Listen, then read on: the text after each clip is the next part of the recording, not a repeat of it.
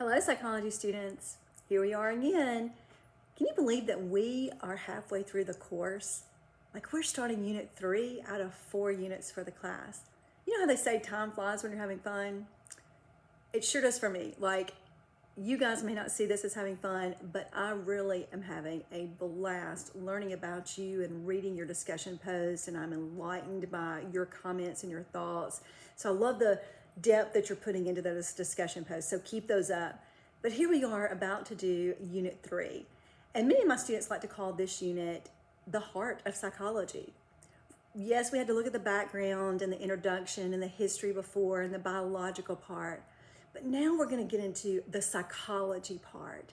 Like this unit is all about how we learn and our memory.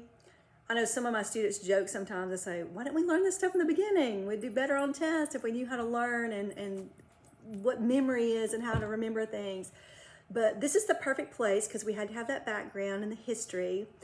And you're going to learn about some of the most famous experiments in psychology. Fascinating things. Pavlov's dogs, Skinner's box, some really famous experiments to enlighten us on how we learn, how our memory works. As we get into the unit, we're going to look at stages of development. We're going to start with the prenatal stage and infant stage, and move into childhood and adolescence, and we'll end that part with how we learn as adults and how we develop as adults. Sometimes we kind of forget that we actually continue developing into adulthood.